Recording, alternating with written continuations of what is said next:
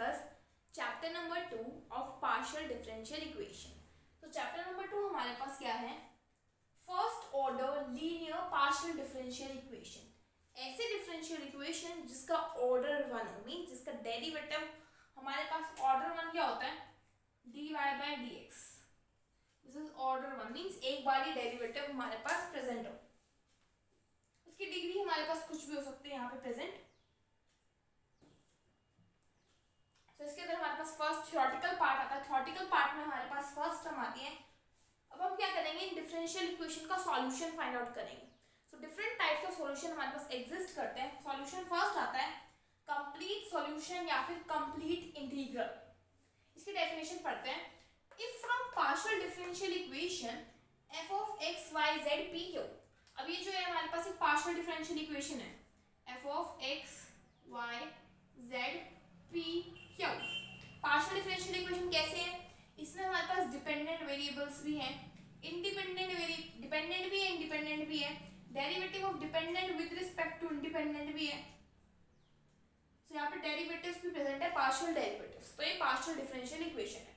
सो यहाँ पे हमने इसको जनरल फॉर्म में लिख दिया. If from partial differential equation f of x y z p q a relation f of x y z a b is equal to 0 is obtained. अगर मैं इस पार्शियल डिफरेंशियल इक्वेशन से एक relation obtain कर लूं, किस type का relation obtain कर लूं? f of x y z a b इस टाइप का कोई रिलेशन ऑब्टेन कर लूं which contains as many arbitrary constant as the independent variable. इस रिलेशन के अंदर हमारे पास उतने ही कांस्टेंट्स होंगे. यहाँ पे कांस्टेंट्स कितने हैं हमारे पास? 2 कांस्टेंट्स हैं. और उतने ही हमारे पास यहाँ पे क्या होंगे? Independent variables.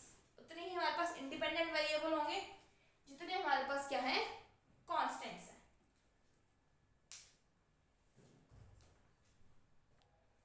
Then this differential equation, this relation f of x y z a b is called the complete solution.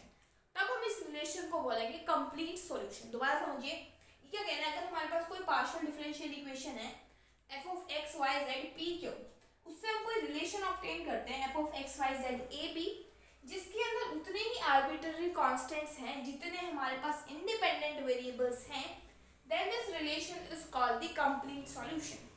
तो हम इस रिलेशन को क्या बोलेंगे? Complete solution. नेक्स्ट आता है हमारे पास पर्टिकुलर सॉल्यूशन.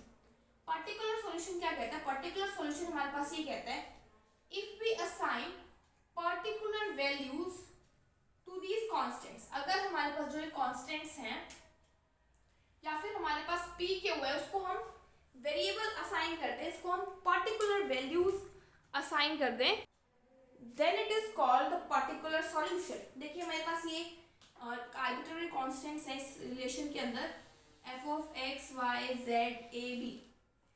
अगर मैं इसके अंदर इन a b को कुछ पर्टिकुलर वैल्यूज असाइन कर दूं, देन यहाँ से जो सॉल्यूशन ऑब्टेन्ड होगा उसको हम बोलेंगे पर्टिकुलर सॉल्यूशन. नेक्स्ट आता है जनरल सॉल्यूशन. जनरल सॉल्यूशन क्या कहते हैं?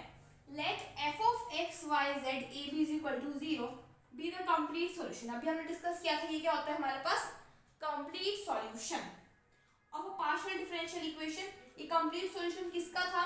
इस वाली पार्शियल डिफरेंशियल इक्वेशन का. That is f of x y z p q is equal to 0 if b is equal to 5. ये इंपॉर्टेंट है. b भी हमारे पास क्या है? फंक्शन है a का. Then f of x y. अब यहाँ पे हम b की जगह क्या पुट करते हैं? phi of a. यहाँ पे पुट कर दिया. This represents one of the family of surfaces given by this. तो इनकी जो फैमिली है, मतलब इन जो हमारे पास कर्व्स है, जो रिलेशन है, इनकी फैमिली में से एक पर्टिकुलर वैल्यू साइन कर दी b को.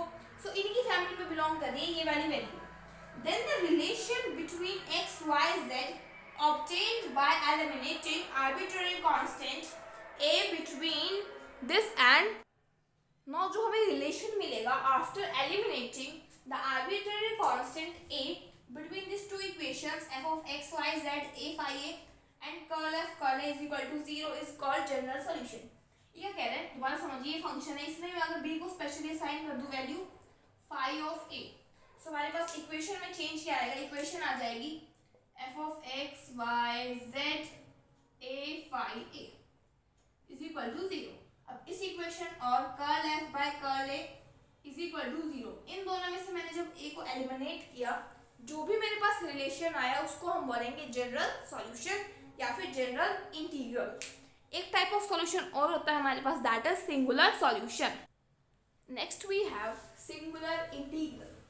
सिंगुलर इंटीग्रल क्या कहता है हमारे पास, let F of x Y Z A B is equal to 0 be the complete solution of partial differential equation f of x y z p q, then the relation between x y z obtained by eliminating arbitrary constant a b between these equations gives you singular solution। मतलब क्या है, हमारे पास ये हमने देखा था कि हमारे पास कंप्लीट सॉल्यूशन होता है इस डिफरेंशियल इक्वेशन का।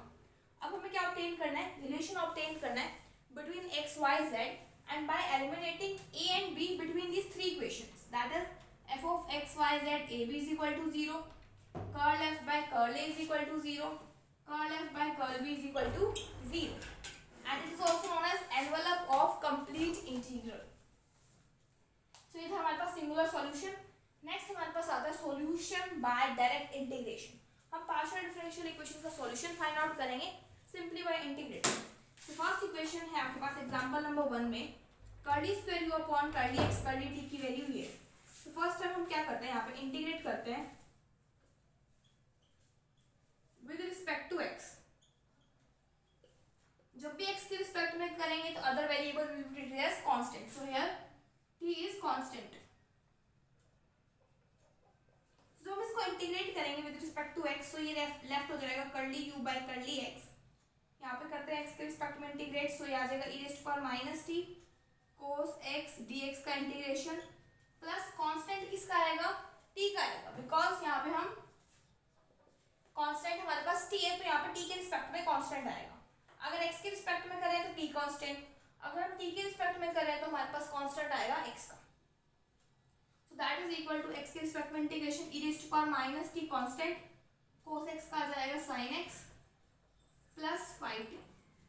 Now will integrate, this is your, यहाँ पे curly u by curly t रह जाएगा क्योंकि x के रिस्पेक्ट में हमने यहाँ पे इंटीग्रेट किया है, उसका डेरिवेटिव खत्म हो जाएगा।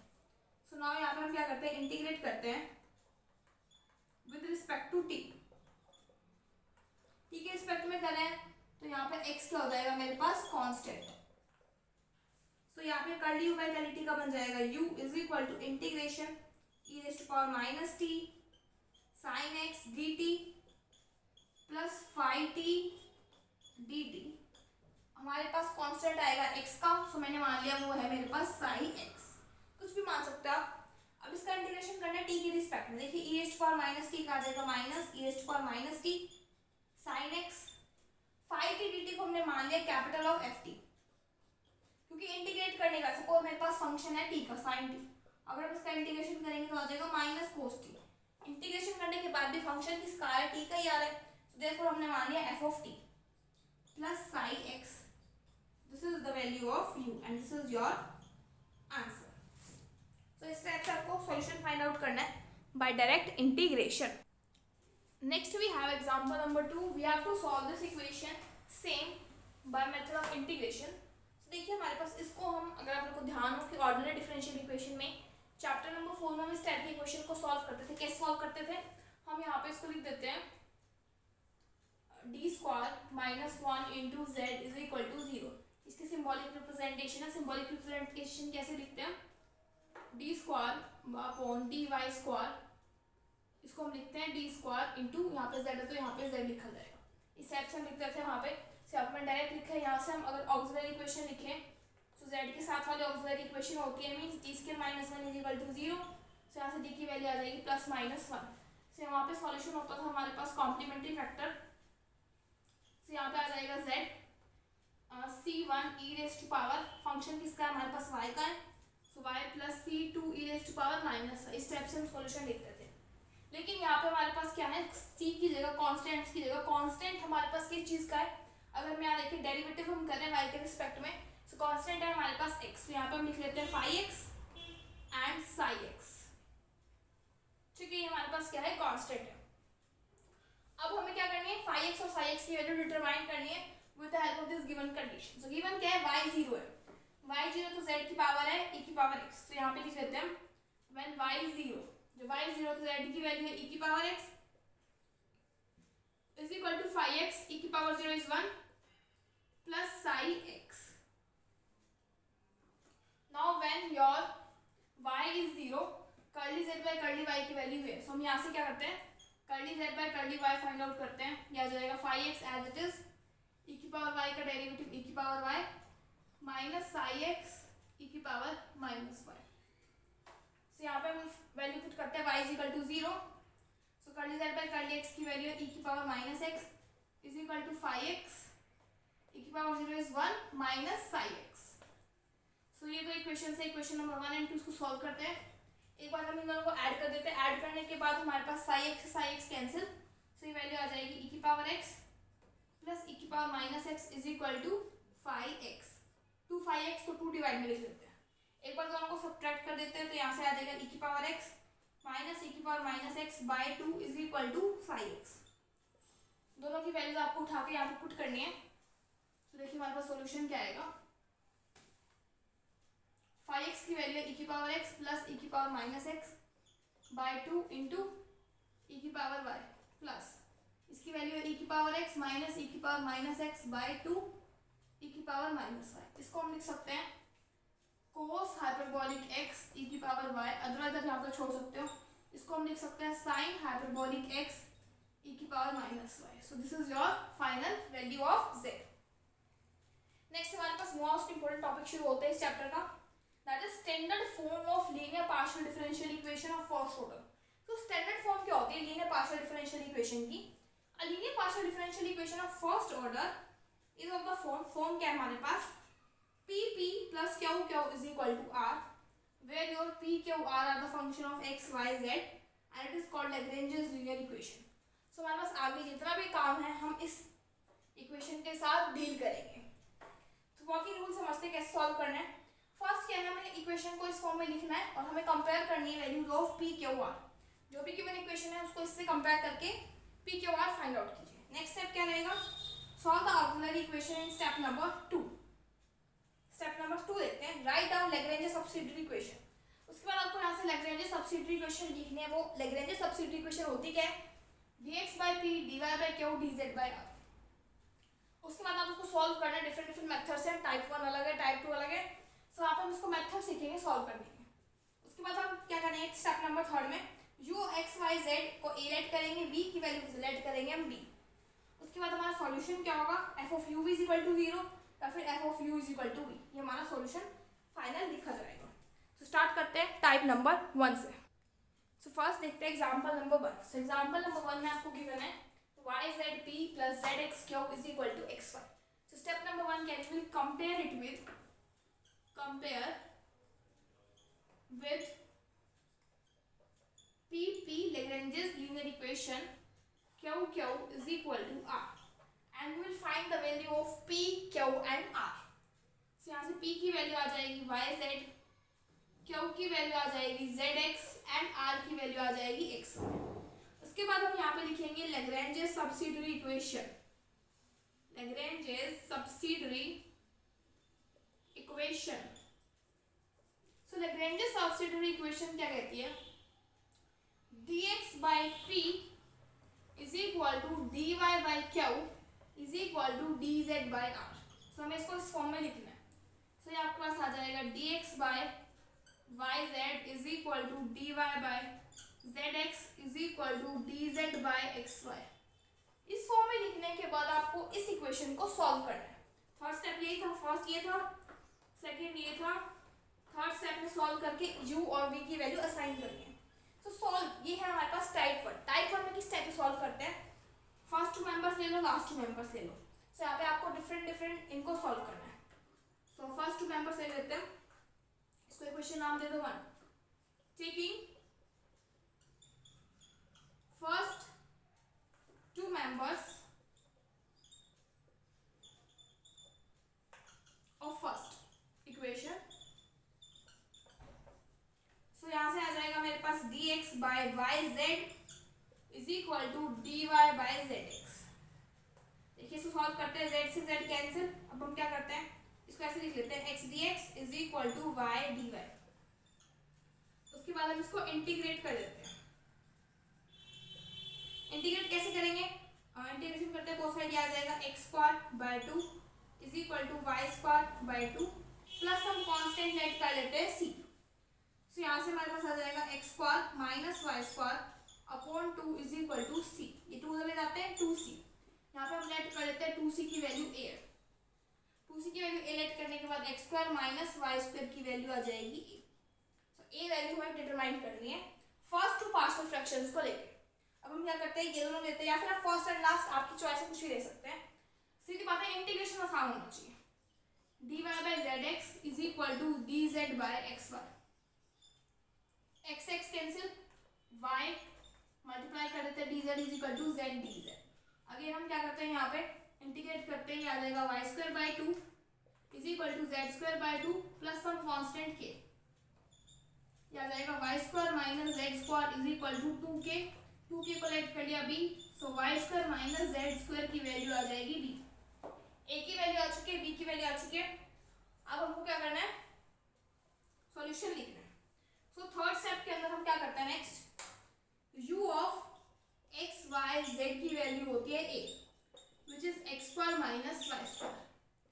v of x y z की वैल्यू होती है b, that is your y square minus z square. Fourth step में क्या होता है, सॉल्यूशन लिखा जाता है, general solution f of u v is equal to 0। तो यहाँ पे आ जाएगा f ऑफ u की वैल्यू है x square minus y square, v की वैल्यू है y square minus z square is equal to 0। या फिर इस स्टेप से भी लिखा जाता है f of u is equal to v। तो यहाँ पे लिखेंगे f ऑफ u की वैल्यू है हमारे पास x square minus y square, v की वैल्यू है हमारे पास यहाँ पे y square is equal to y square minus z square. तो इस स्टेप से आप किसी भी टाइप सॉल्यूशन लिखना चाहो यहाँ पे लिख सकते हो।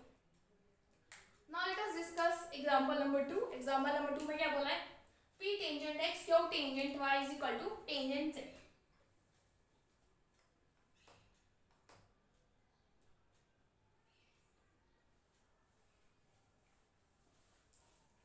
तो यहाँ पे भी हमारे पास स्टेप सेम रहेंगे। फर्स्ट स्टेप क्या रहेगा, इसको हम कंपेयर करेंगे with the equation dx pp q q is equal to r। तो यहाँ से हम p की वैल्यू फाइंड आउट करते हैं। p की वैल्यू आ रही है टेंजेंट x, q की वैल्यू आ रही है टेंजेंट y, r की वैल्यू आ रही है tangent z। Step 1 complete. Step 2 में हम फाइंड आउट करेंगे Lagrange substitute equation, that is dx by p dy by q dz by r। तो ये आ जाएगा आपके पास dx by tangent x, dy by tangent y, dz by tangent z। उसके बाद हम इस इक्वेशन के कभी फर्स्ट मेंबर लेते हैं, कभी लास्ट मेंबर हम लेते हैं अपनी चॉइस के अकॉर्डिंग, ताकि हमारा इंटीग्रेशन आसान हो जाए। तो यहाँ पे हम लेंगे taking first and second member of your first. यहाँ पे हम लिख लेते हैं टेकिंग सेकंड एंड लास्ट। आप फर्स्ट एंड लास्ट ले सकते हैं ऑफ फर्स्ट, ठीक है। सो फर्स्ट टू लेते हैं, आ जाएगा dx by tangent x is equal to dy by tangent y। क्या जाएगा, cotangent x dx is equal to cotangent y dy। अब हम नेक्स्ट स्टेप में करेंगे इसको इंटीग्रेट बोथ साइड्स। क्या जाएगा, integration of cotangent x dx is equal to integration of cotangent y dy। सो कोटेंजेंट x का इंटीग्रेशन होता है log ऑफ sin x, ये आ जाएगा log ऑफ sin y। हम क्या करते हैं, जो कांस्टेंट है ना उसको आप c1 ही मान सकते हो या फिर a मान सकते हो डायरेक्ट। तो a की वैल्यू आ जाएगी log of sin x minus log of sin y, वो भी करेक्ट है। अदरवाइज आप क्या कर सकते हो, थोड़ा सा सिंप्लीफाई करने के लिए आप मान लो log है, कांस्टेंट ही है। तो ये आ जाएगा आपके पास log of sin x minus log of sin y is equal to log of a। log m minus n that is log of m by n is equal to log a। log log cancel, a की value आ जाएगी sin x by में sin y। That is tangent x, लिख सकते हैं यहाँ से, नहीं x by y sine x by sine y रहेगी। अब हम लास्ट टू मेंबर्स लेते हैं, ये आपके पास आ जाएगा d y by tangent y is equal to d z by tangent z. Multiply करते हैं, ये आ जाएगा cotangent y d y reciprocal ले लिया cotangent z d z. Integrate करते हैं, अगेन कॉटेंजेंट वाई का आ जाएगा लॉग ऑफ साइन वाई, यहाँ पे आ जाएगा log of sine Z plus log B, यहाँ पे हमने मान लिया बी, यहाँ पे ये मानते हैं, यहाँ से बी निकल के आता है, फिर आ जाएगा log of sine Y minus log of sine Z is equal to log B, log m minus n that is log of m by n, से आ जाएगा sin y बाय में sin z is equal to log of b, log से log cancel, ये आ जाएगा sin y bye में sin z is equal to your b।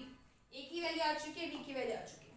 अब हमारे पास थर्ड स्टेप के अंदर क्या होता है, u of x y z आपके पास a के इक्वल होता है, तो a है मेरे पास sin x by sin y, v of x y z मेरे पास b के इक्वल होता है, मीन sin y बाय में sin z। सॉल्यूशन क्या होता है, f of u v is equal to 0, u की वैल्यू है sin x by sin y, v की वैल्यू है sin y by sin z is equal to 0। This is the solution.